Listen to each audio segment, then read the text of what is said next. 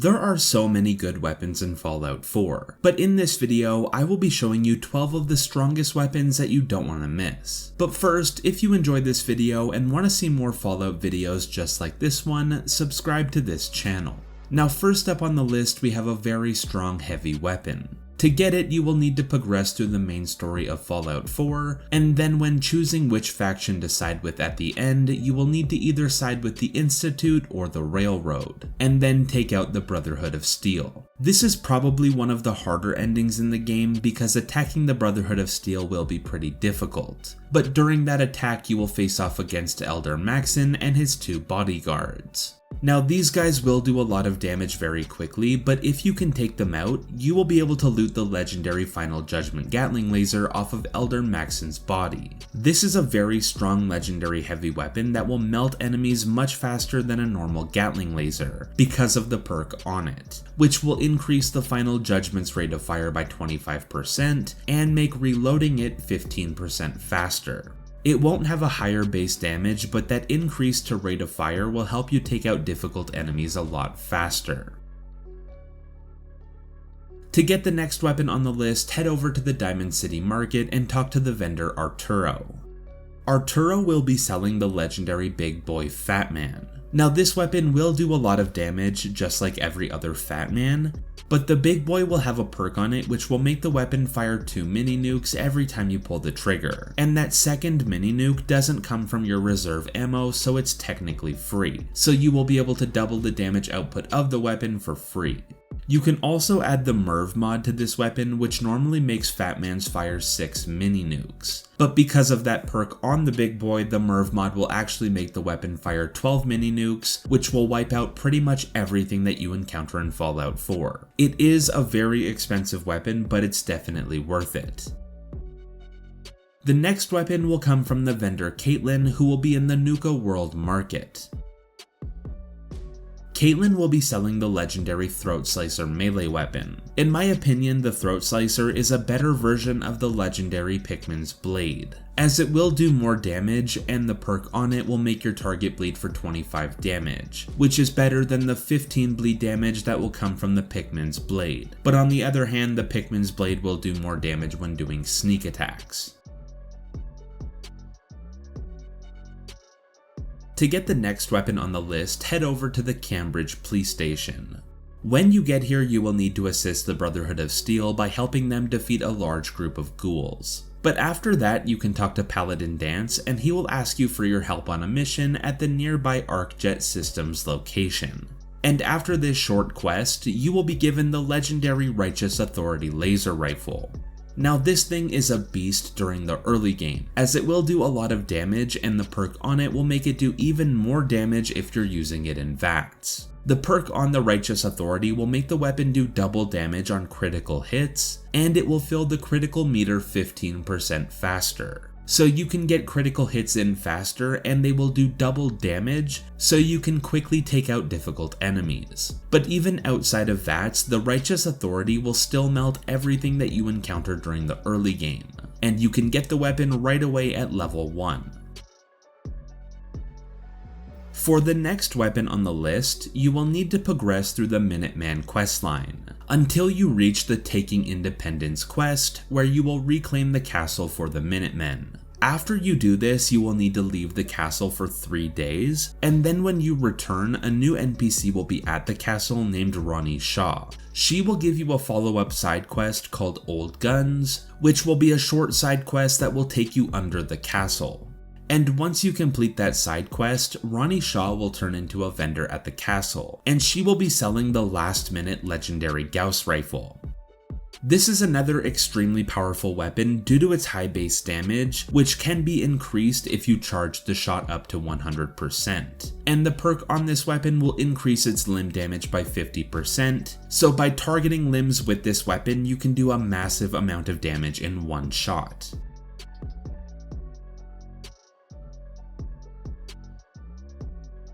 Next up on the list will be a great legendary sniper rifle that you can get very early on in the game. To get it, you will need to go to the Railroad HQ, and then do the first quest for the faction called Tradescraft.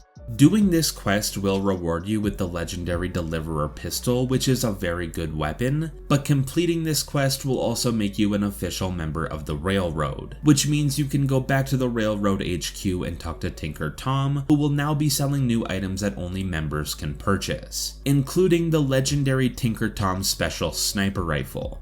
In my opinion, this is an amazing legendary sniper rifle, especially if you can get your hands on it early. And that's because this rifle will come with a scope and a suppressor, which are attachments that you normally wouldn't be able to craft or find on weapons during the early hours of the game. And the legendary perk on this weapon will make your shots in VATS more accurate if you aren't already in combat, but it will also make VATS cost more action points. And I think that's a great perk for a sniper rifle, as it will let you use this weapon in VATS as a high damage dealing opening shot, which will take out most enemies, or at the very least a lot of their health before they even see you. To get the next weapon, you will need to travel over to Vault 81. Now, to get into this vault, you will need to either bring 3 fusion cores with you or have a high charisma. But when you get into the vault, you will need to find the vendor Alexis, and she will be selling the legendary Overseer's Guardian rifle. This is a very overpowered weapon, as it will just tear through everything that you encounter in Fallout 4, but it will make the game feel very easy. This is because of the high base damage on the Overseer's Guardian and the fact that it will use a common ammo type. But what really makes this weapon overpowered is the perk on it, which will make it fire 2 rounds every time you pull the trigger, doubling the weapon's damage for free. It will come with a scope, but I suggest removing it, as it will just be too hard to aim through the scope with the aggressive recoil of the weapon. But putting a different sight on it and using it for short to medium range will make the Overseer's Guardian one of the best weapons in the game. To get the next legendary weapon, you will need to head over to Nick Valentine's detective agency in Diamond City. And then when you get there, you will need to pick up the Marty Bullfinch case file, which will start the Gilded Grasshopper side quest. This will be a short side quest, and at the end of it you will dig up a grave that will have some valuable items inside of it, including the legendary Shem Drowned sword. This is a really good melee weapon, especially if you're using it on human enemies, as it will have a base damage of 32, which is pretty good, a medium attack speed, and it will do a high amount of radiation damage on each hit, which will do the most damage to human enemies.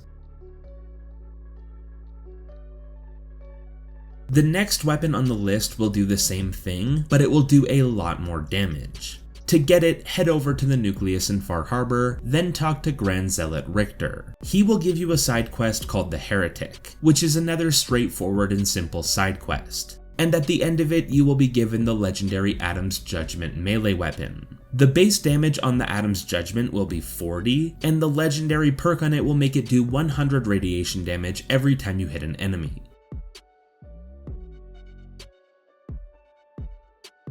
To get the next weapon, head over to the Echo Lake Lumber location in Far Harbor. When you get here, you will need to clear out all of the ghouls, then look for this ruined building. Then make your way to the attic of the building, and here you will find a red chest with the legendary Harvester weapon inside of it. This is a very overpowered melee weapon that you can easily miss. The Harvester may have a low base damage, but it will also have a very fast attack speed, and it will act like a chainsaw. So even though you will only do small amounts of damage to your enemies every time you hit them with the Harvester, you will hit them many times in a short amount of time, and the perk on it will give you a chance to stagger your enemy every time you hit them, which can result in you stun locking your enemies so they can't fight back. The next weapon on the list can be found at the unmarked pump house location, which will be right here on your map to the right of Saugus Ironworks. When you get here, you will need to enter the pump house, and then you will find this small puzzle. By pressing the buttons on the terminal, you will enter a number above the button, and when the right code is entered, the door to the right will open. The correct code is 10451, and in the new room behind the door, you will find the legendary Gainer revolver on the floor. This revolver will have a great starting base damage of 48, and the perk on it will make it set targets on fire, dealing an additional 15 damage. And to get the final weapon on the list, head over to the Good Neighbor Settlement. Then enter the alley behind Cleo's gun store. At the end of the alley you will find a door, and when you get close to it, a new NPC named Bobby will peek out and ask you for your help. If you accept, you will start the Big Dig side quest. This side quest will be on the longer side, but regardless of the choices that you make at the end of this quest, you will get the legendary Ashmaker minigun. You will either have it given to you as a reward for completing the quest, or you will have to loot it off of the boss. But the Ashmaker is a very good heavy weapon, and that's due to its high rate of fire and the perk on it, which will make this weapon set targets on fire, dealing an additional 15 damage. And those are 12 overpowered weapons that you don't want to miss in Fallout 4, but I would love to know which of these are your favorites in the comments below. I hope you enjoyed this video and thank you for watching.